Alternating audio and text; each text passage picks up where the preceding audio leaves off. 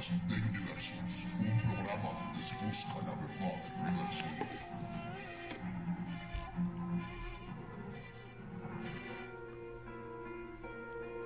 Muy bien, ya estamos de regreso. Para aquellas personas que hacen favor de escuchar el programa y después ver la transmisión en vivo del programa, tuve unos fallos técnicos con el teléfono, pero ya está la transmisión totalmente en vivo del programa por si quieren sumarse a ella.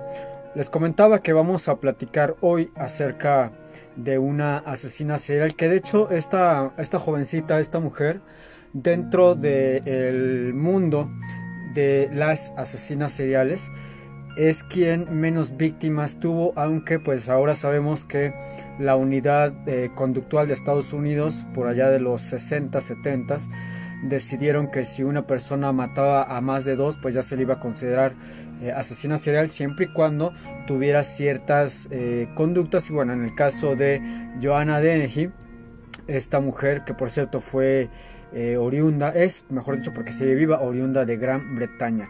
Nacería en 1982, quiere decir que actualmente cuenta con 39 años.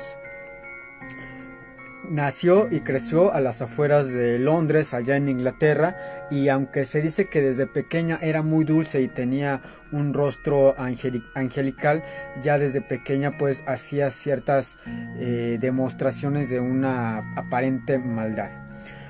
Al comenzar la pubertad, también comenzaría a vivir una serie de distorsiones provocadas por los excesos, hasta que llegó a la vida en pareja y tendría 2 hijos.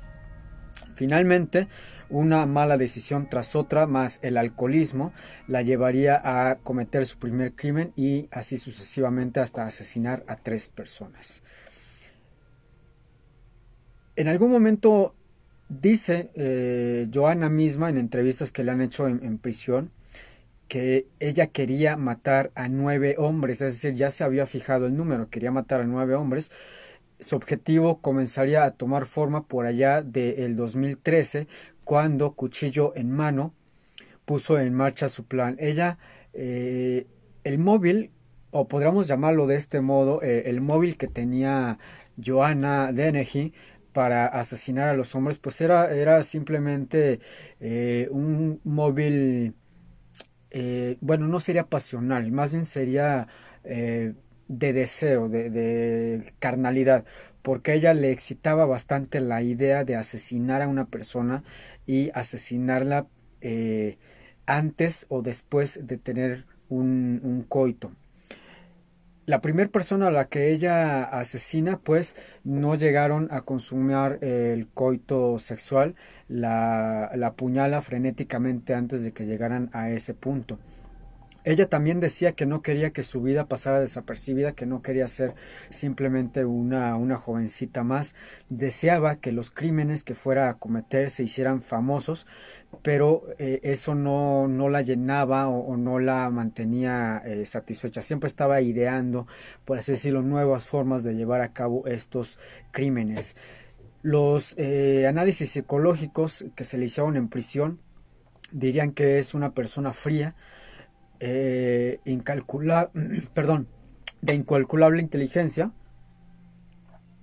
pero que también podría tener ciertos brotes de psicopatía explosiva, es decir, podría estar sentada con una persona platicando de lo más normal, pero de repente tendría estos explosivos momentos y podría tomar cualquier objeto que tuviera a la mano y asesinar a las personas. Un reportaje de la BBC señala que, a pesar de la creencia habitual de los expertos en psiquiatría sobre la historia personal de los llamados asesinos seriales, todo comienza, por ejemplo, en una infancia. En el caso de Joanna, ella tuvo una infancia totalmente normal, es decir, ella no sufrió ni de maltrato, ni psicológico, ni físico, mucho menos sexual, por ninguna persona que estuviese en su entorno.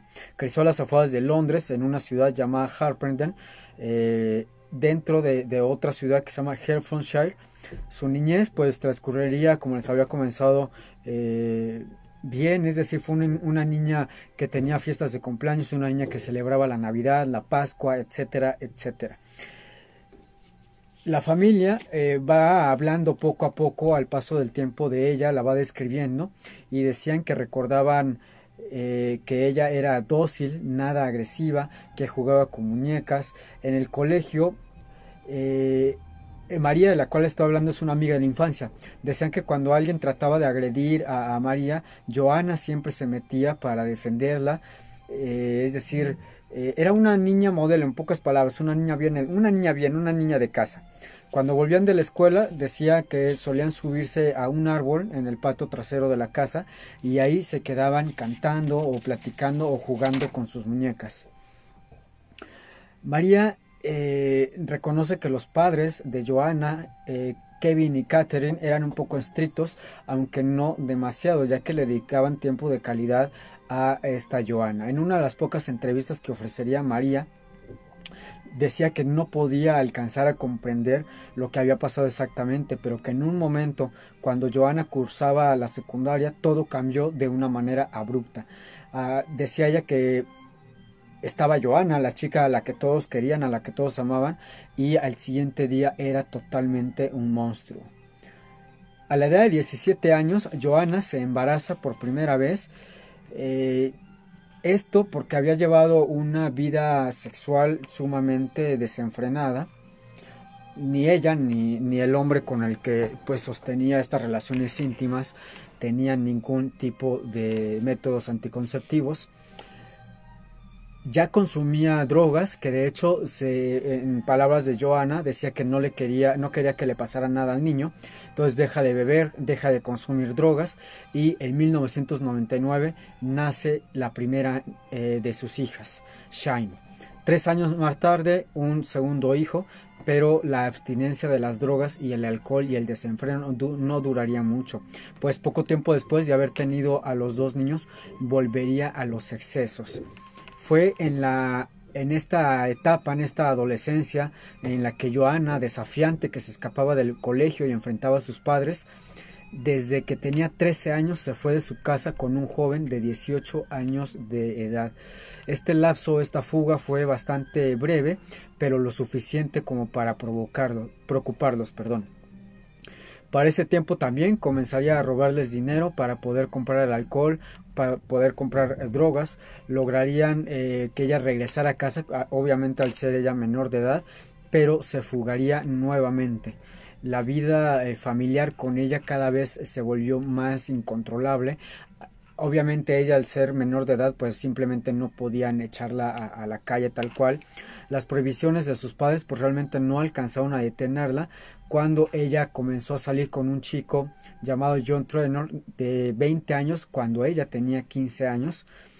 El padre enfrentó a John y le dijo que su hija era menor de edad, a lo que a John pues no le importó para nada. Las peleas se hacían cada vez más constantes, ya eran el pan de cada día en casa.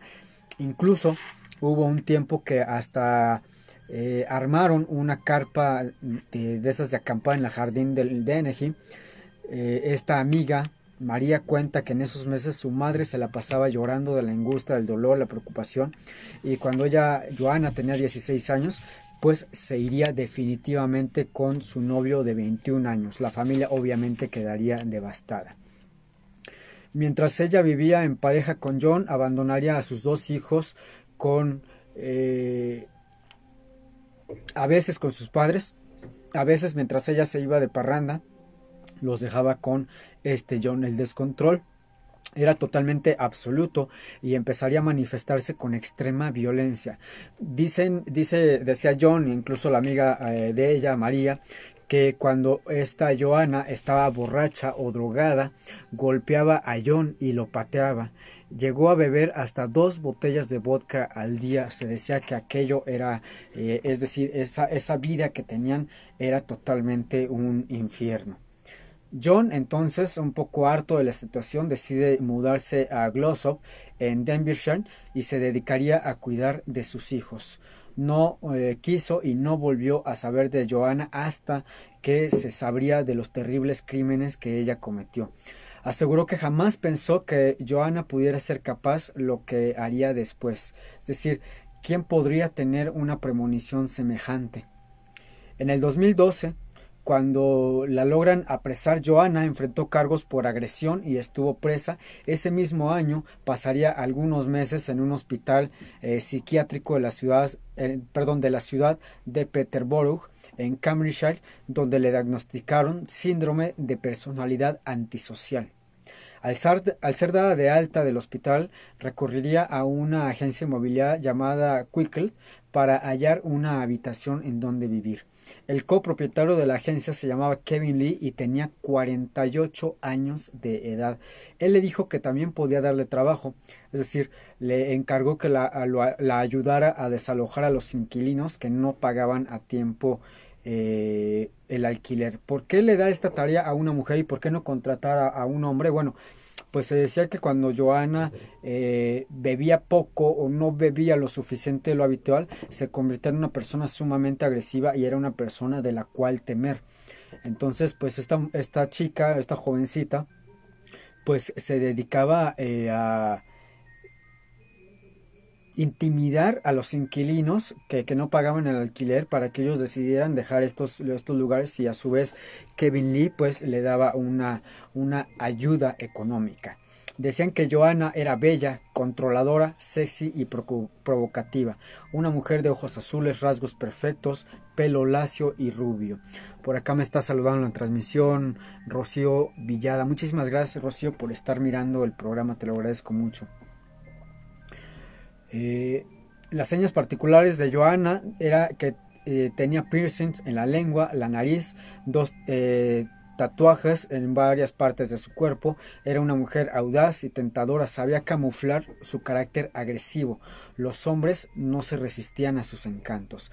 La detención de Joanna se efectuó finalmente el 2 de abril del 2013, cuando después de asesinar a 3 hombres en un lapso de 10 días, es decir, si estamos hablando en el campo de los asesinos seriales, esto es ir muy rápido. Generalmente los asesinos seriales se toman su tiempo para ir planeando los ataques. Hay muchos asesinos que lo han llegado a hacer a lo largo de 20 años, por ejemplo, han matado a 10 o 12 personas, pero en el caso de Joanna, asesinar a 3 personas en menos de 10 días, hablaba de que estaba totalmente fuera de control. Y bueno, no es extraño, hablando de una persona que incluso se había tomado fotografías sosteniendo una daga de 15 centímetros, lamiéndola con la lengua, y las había pegado en algunos postes de las calles como para que la gente le temiera. Cuando ella es finalmente apresada por la policía y comienza pues a relatar los crímenes, ella habla del primer asesinato, el cual ocurriría en una de las casas a la que le pagaban por cuidar en Welland, en el extremo norte de Peterborough. Se trataba de Lucas Slavoszewski, de 31 años, Kevin Lee, de 48, y John Chapman, de 56, serían las primeras 3 víctimas. Joanna había conocido hacía un tiempo al polaco Lucas. Él trabajaba como empleado de un almacén y comenzaron una relación al punto en el que él llegó a alardear con sus amistades de que Joanna era su novia. El 19 de marzo del 2013, Joanna le mandó un mensaje a su teléfono celular para que se encontraran en una casa de Welland. Él llegó con la promesa, porque así se lo había escrito Joanna, de que iban a tener un encuentro sexual bastante intenso, pero apenas él traspasaría la puerta del interior de la habitación, ella se le echó encima y le traspasó el corazón con una puñalada certera. Luego arrastraría el cadáver y lo metería en un contenedor de basura de la calle. Joanna paró a una adolescente de unos 14 años que pasaba por ahí de casualidad y sin escrúpulos le dijo que si quería ver algo cool, algo genial. La llevó hacia el contenedor de basura, abrió el contenedor y bueno, ahí estaba el cuerpo todavía derramando sangre por la profunda herida que tenía el buen Lucas. Si bien la policía cuando la policía empieza a armar piezas de rompecabezas, porque realmente no se le podía creer todo a lo que estaba diciendo Joanna, puesto que muchos de los asesinos seriales en su alucín psicópata tienden a exagerar las cosas. Es decir, puede haber asesinos que a lo mejor han matado a 5 personas, pero ellos se pueden jactar de haber matado a 50. Esto les engrandece el ego y se hacen sentir más importantes de lo que en realidad pasaba. Joanna le comentó a la policía que ella quería que su víctima fuera hallada, y no solo hallada, sino ella convertirse en la protagonista de este crimen, es decir, que supieran que ella había asesinado a Lucas. Pero eso no ocurrió porque esta jovencita de 14 años, a la cual pues le dijo que si quería ver algo genial, que fueran al contenedor de basura, la niña pues fue tanto el espanto que le dio ver el cadáver, que ella no habló con nadie, es decir, no se lo comentó ni a la policía, ni a su familia, ni a sus amigos. Quizás frustrada, 10 días después, el 29 de marzo, asesinó a su compañero de vivienda llamada John Chapman, de 56 años, un ex veterano marino de la guerra de las Malvinas. Es decir, para que una mujer haya asesinado a este tipo de hombre que estaba entrenado por las Fuerzas Armadas, pues hablaba no de que fuera una mujer más fuerte o que este hombre hubiera estado distraído. Lo que nos da a entender esto es de que Joanna tenía la total confianza de Kevin Lee, de John Chapman, como para que ella se pudiera acercar lo suficiente como para apuñalarlo hasta la muerte. Por acá me está escribiendo mi queridísima Yael Yacoto. Muchísimas gracias, Yael. Pues llegaste un poquito tarde, pero yo también empecé la transmisión en vivo tarde porque tenía unos problemas técnicos con el teléfono, así que no te me preocupes. La policía, cuando encuentran el cuerpo, concluyen que lo había apuñalado mientras dormía. Pero Joanna sostendría lo contrario cuando es apresada y empieza a hablar acerca de sus crímenes. Ella diría que lo acuchilló porque él no salía del baño donde ella estaba. Los psiquiatras que la fueron interrogando y analizando interpretaron durante el juicio que ella necesitaba dar un espectáculo donde él no fuera un pobre hombre vulnerable. Es decir, ella lo que dio a entender es que estaban discutiendo, se hicieron de palabras, llegaron a las manos y ella pues fue la primera en tomar esta daga y lo asesinó. Luego de matar a John, le mandaría un mensaje de texto a su jefe y casero Kevin Lee, con quien ya tenía un romance desde que la había contratado. Le escribió que se encontraran para poder tener sexo violento, sadomasoquista. Kevin le confesó a un amigo que su novia le había dicho que quería ponerle un vestido y abusar de él. El hombre acudió enseguida a su encuentro y la cita no era en aquella casa donde Joanna había asesinado a Lucas 10 días atrás, sino que era otra. Esta vez no tendría piedad y apuñalaría en 5 ocasiones diferentes a Kevin Lee en el pecho, perforando sus 2 pulmones y su corazón. Kevin sería su tercera víctima. Luego vistió el cuerpo, obviamente ya muerto, con un vestido negro de lentejuelas, y para ese momento Joanna tenía 2 cuerpos en 2 casas diferentes y necesitaba ayuda. Ayuda para obviamente mover los cadáveres. Llamó a Gary Strange, un delincuente fichado por la policía de gran contextura y a quien ella había conocido mientras trabajaba para Kevin Lee, y le dijo textualmente: "Ups, lo hice de nuevo", haciendo burla de la famosa canción de Britney Spears, "Ups, lo hice de nuevo". Gary Strange sumó a otro hombre para que se llevara a cabo esta tarea que se les había impuesto, Leslie Layton, de 36 años, para ayudar a Joanna. Los dos vivían en la misma vivienda que ella. Leslie le mintió a las autoridades para protegerla y Gary la ayudó a deshacerse de los cuerpos, tirándolos en unas zanjas en un área rural. El cuerpo de Kevin Lee, pues vestido así como lo había dejado esta Joanna, con este vestido negro de lentejuelas, fue encontrado finalmente, porque no alcanzaron a tapar las zanjas, sino que lo dejaron a medio enterrar, vamos a llamarlo de esta forma. Y para el 2 de abril, Gary conducía su auto cuando le escuchó decir que quería volver a matar. Textualmente ella dijo: quiero divertirme, necesito divertirme. Joanna estaba entusiasmada, aunque sabía que la policía ya la estaba siguiendo, puesto que la descripción que habían dado de ella era muy certera, pues ella tenía un tatuaje de una estrella en una de sus mejillas, lo cual pues obviamente saltaba a la vista a donde quiera que ella fuera. En Hereford, Gary detendría su coche para que ella pudiera, entre comillas, divertirse. Al azar escogió a un hombre que paseaba a su perro y lo apuñaló por la espalda. Este hombre era Robin Bereza, de 64 años.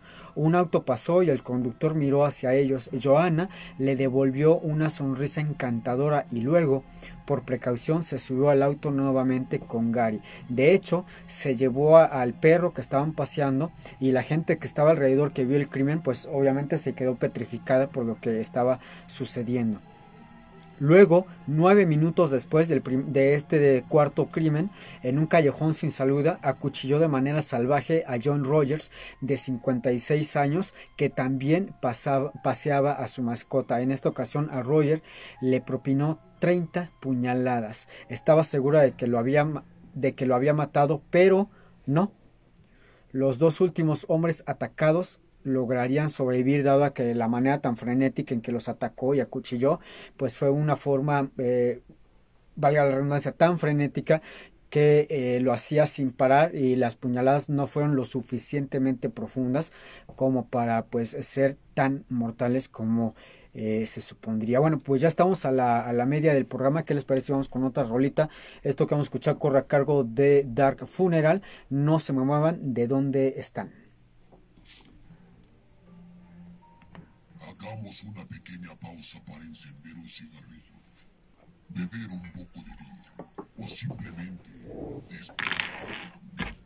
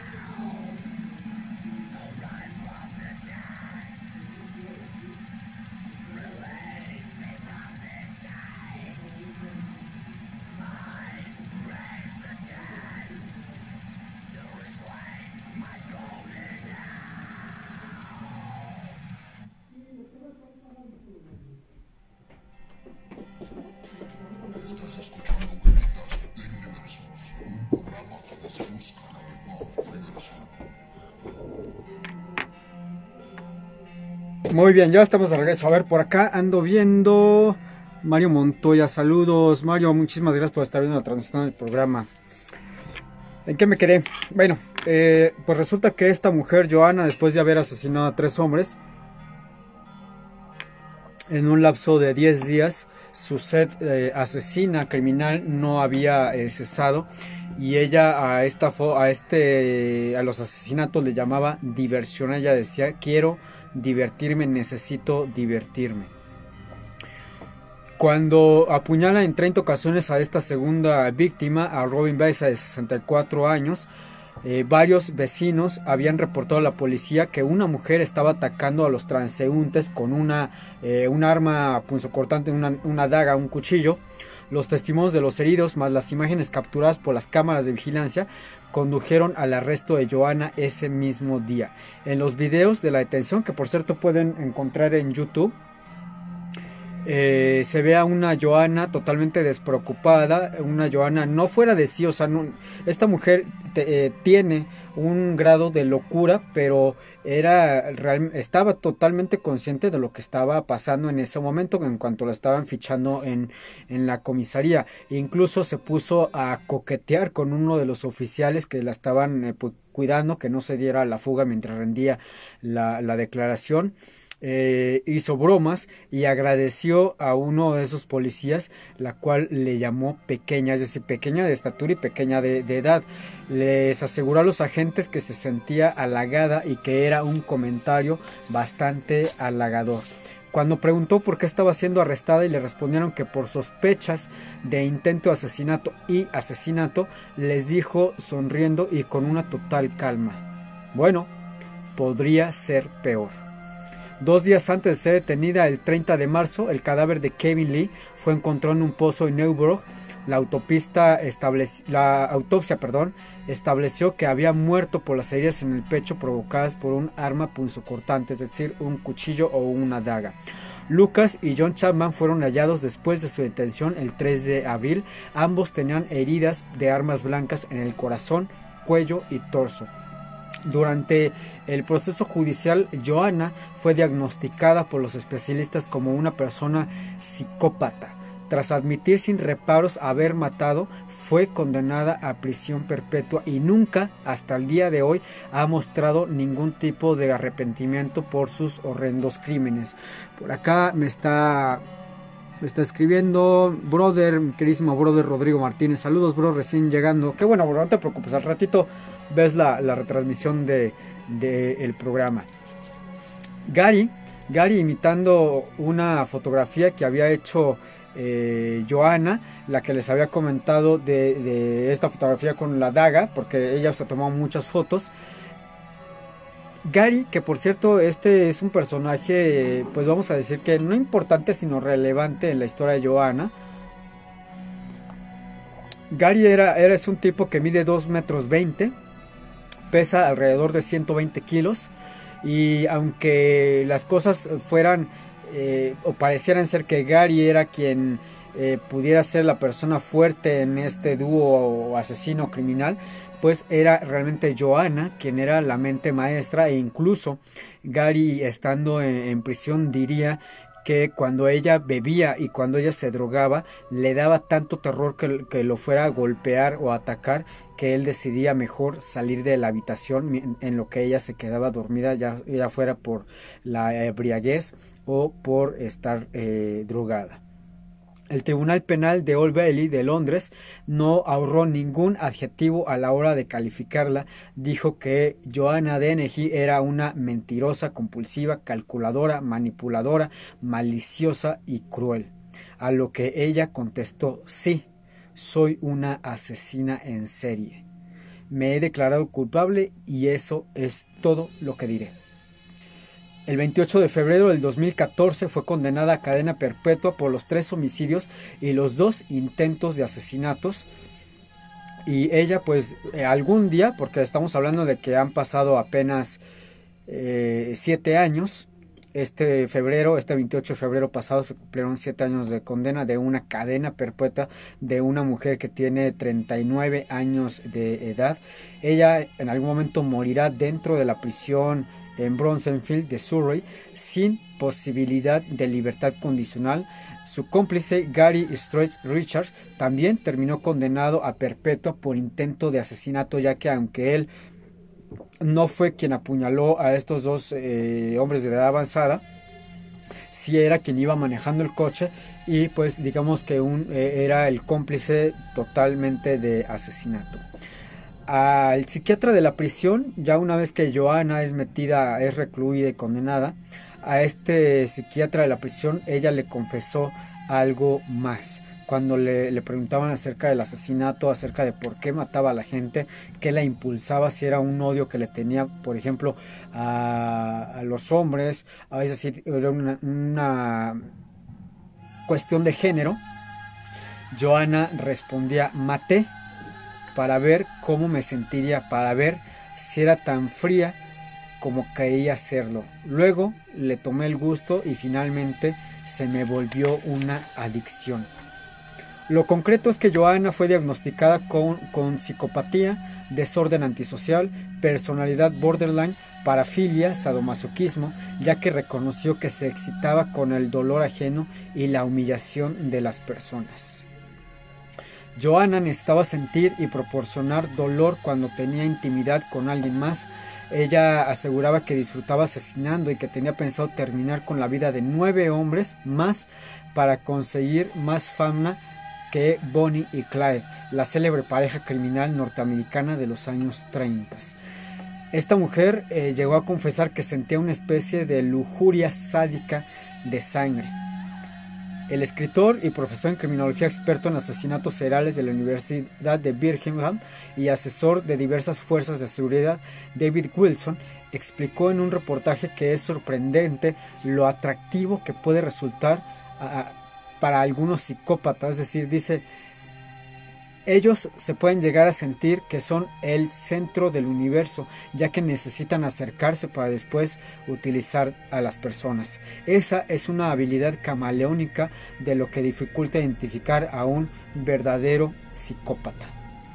Era increíble cómo sus cómplices disfrutaban de sus encantos sexuales y la obediencia sin rechistar. Su encanto personal los atrajo incluso a sabiendas de que la relación con ella era peligrosa. Para Wilson, Joanna constituye un fenómeno único porque sus aliados masculinos nunca le cuestionarían su rol de líder y pues de asesina. Según este investigador, la psicología detrás de esas relaciones se le denomina folly o deux, o locura compartida por dos. Aunque en esos dos, por lo general, el hombre llega a ser el dominante, lo inusual en el caso de Dennehy es que ella era la dominante y los hombres quienes obedecían sin chistar. Por acá me comenta Mario Montoya: deberías hacer uno de los monstruos de Ecatepec.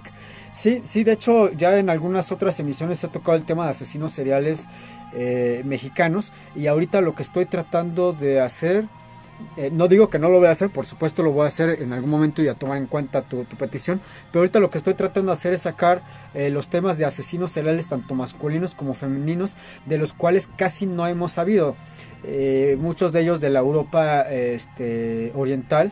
Entonces sí, en algún momento juntaré a un número pues desafortunado número de asesinos seriales de aquí de México, desde los primeros que se tienen, como no sé, a lo mejor Don Goyo,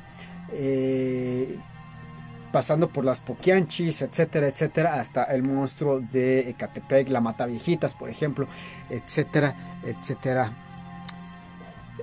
Bueno, les comentaba, pasaron los años y algunos de los antiguos vecinos de Joanna no logran sacarse de la cabeza y de la mente que ellos vivían al lado de una asesina serial.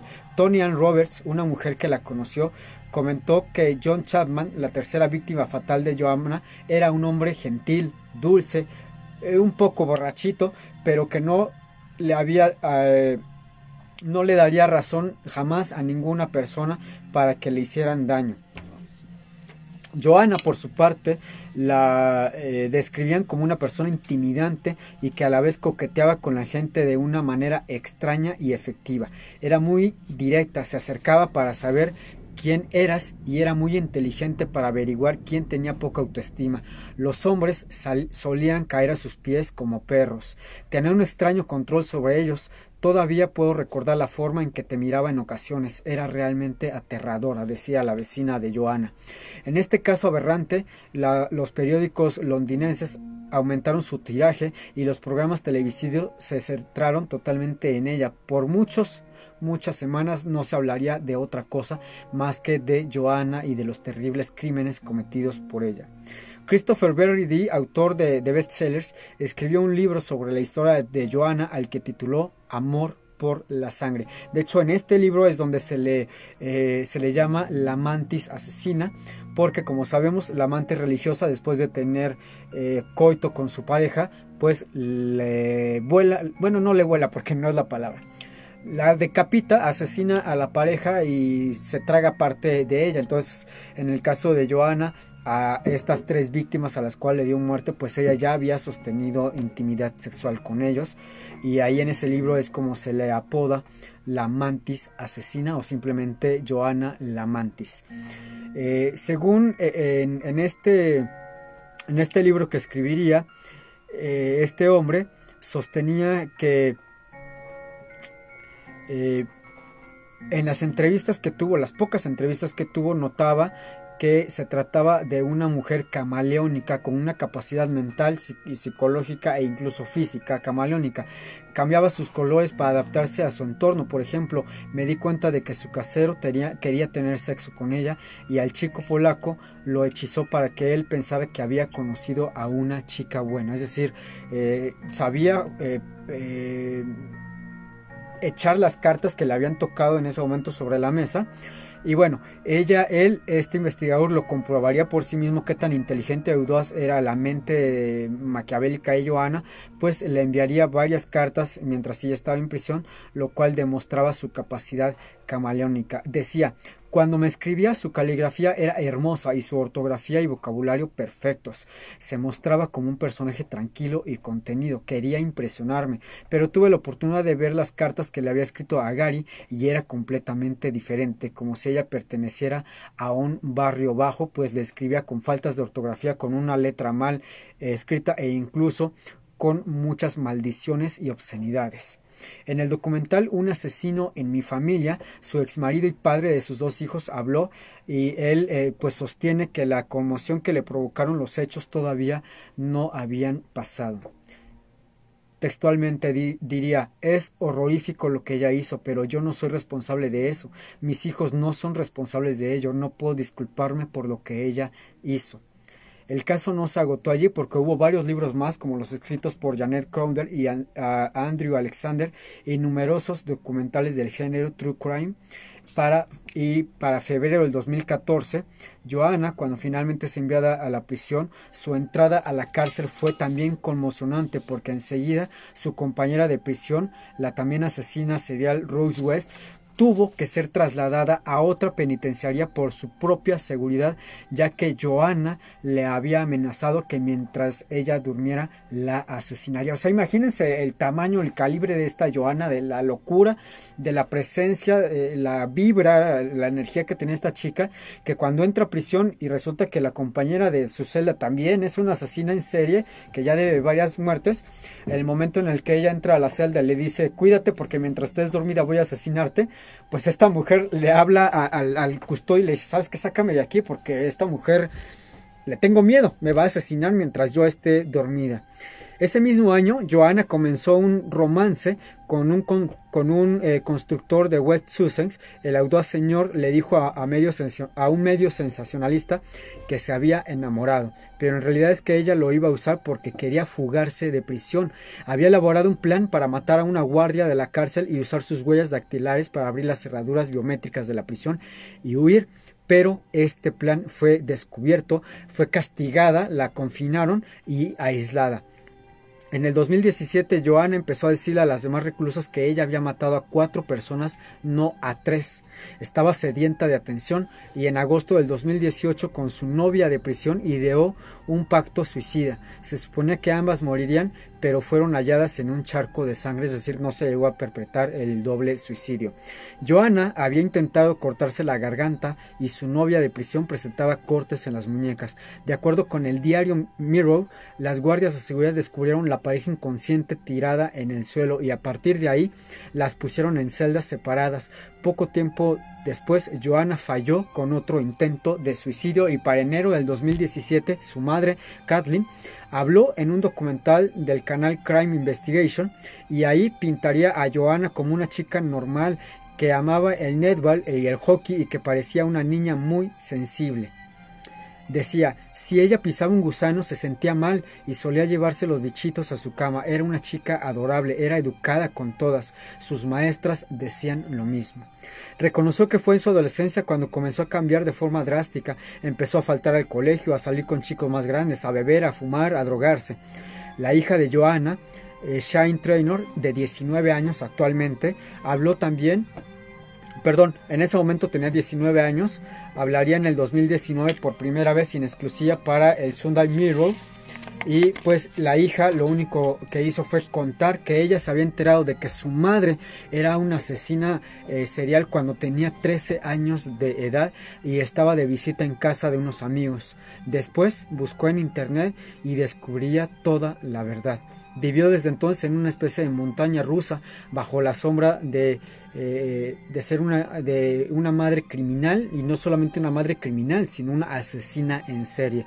Ella tenía miedo de volverse como ella cuando también pasara por la misma etapa de la adolescencia, pues según Joanna, su madre, fue precisamente en la adolescencia cuando nacerían esa sed y esas ganas de asesinar personas. Ella le escribió una carta a su madre mientras estaba en prisión y le dijo que no buscaba una relación con ella, que solo quería saber por qué. ¿Por qué? ¿Qué? No sabemos, eso lo omitió en la entrevista. Tal vez por qué mató a los hombres, por qué no las buscó cuando eran pequeños, etc. Pero... en respuesta, ella escribiría una carta llena de amor y una calidez con la que decía cuánto la quería y dijo que nunca había llorado tanto en su vida. A partir de ese momento, pues la relación se volvió, digamos que un poco unida. La primera vez que la fue a visitar a prisión estaba muy nerviosa y cuando entré a la prisión, en palabras de ella, tuve que mirar 2 veces. Ella se veía muy distinta. Éramos las únicas aparte de las guardias. Nos sentamos en la mesa una frente a otra. Ella tenía una playera negra, jeans y botas, el pelo corto y rubio, piercings en la cara, una cerca de su ojo. Se veía bien. Le dije, te extrañé. Honestamente, nunca había pensado que la volvería a ver con vida. Las dos lloramos y le pregunté por qué. Ella se disculpó conmigo. Parte del castigo es que ella no me vio crecer y no me verá cuando yo me case. Shane no tuvo las respuestas que buscaba en ese momento y bueno, también concordaría con muchas otras cartas que se han escrito, pero que su hija Shane no quiso decir abiertamente o mostrar abiertamente el contenido, ya que eran pues bastante íntimas, muy personales. Y no quería que todo eso se llegara a parecer un espectáculo pues morboso, como ya lo habían hecho durante muchos años tanto los tabloides como los noticieros, los programas de documentales e incluso esa gente que escribiría estos libros supuestamente con la historia o con la verdad de esta Joanna, cuando en realidad pues nunca habían tenido un acercamiento con ella, una entrevista, ni siquiera habían intercambiado pues cartas al respecto. Bueno, pues por mi parte esto ha sido todo por hoy. Les agradezco muchísimo a quienes estuvieron viendo la transmisión del programa. A quienes no alcanzaron a verla completa, no se preocupen. En un momento, en cuanto se termine el programa, la subo aquí a esta misma red social. Le agradezco también a toda la gente que va a escuchar la repetición el día domingo en punto de las 7 de la noche. Por aquí me pregunta Mario Montoya, ¿el libro de El coleccionista de huesos sí existe? Tengo entendido que la película con Denzel Washington y con Angelina Jolie está basada en un libro. Lo que no sabría asegurarte en estos momentos es si el libro contiene partes verídicas, porque muchas veces los escritores toman un caso que existió y pues le echan de su cosecha y sacan una historia, como en el caso, por ejemplo, de la película Masacre de Texas, que están inspiradas en el asesino Ed Gein, que pasaría en los 50 si no me equivoco. Te lo investigo, ¿qué te parece si lo investigo? Y en la siguiente emisión les traigo el dato más en concreto acerca de el coleccionista de huesos. Por mi parte, esto ha sido todo por hoy. Le agradezco muchísimo al ingeniero de audio Ariel Galván, quien operó los controles el día de hoy. Por favor, aunque estemos en semáforo en algunas partes amarillo, en otros verdes, síganse cuidando, sana distancia, gel antibacterial, cubrebocas. Ya nos va a tocar por fin a los treintañeros la vacuna, pero eso no significa que podamos quitarnos el cubrebocas y dejar de cuidarnos, ya que la vacuna no es una garantía de inmunidad, simplemente nos garantiza que si nos llegamos a infectar no nos daría con tanta fuerza, es decir, no sería tan mortal como si no estuviésemos vacunados. Les agradezco muchísimo, los voy a dejar con esta rola que ya no me acuerdo de qué banda, tiene un nombre como de vampiro, no será tú, no. Belcebú, esto corre a cargo de Belcebú. Muchísimas gracias, por mi parte ha sido todo. Le voy a subir nada más un poquito porque luego Facebook me castiga y pues nos censuran el programa.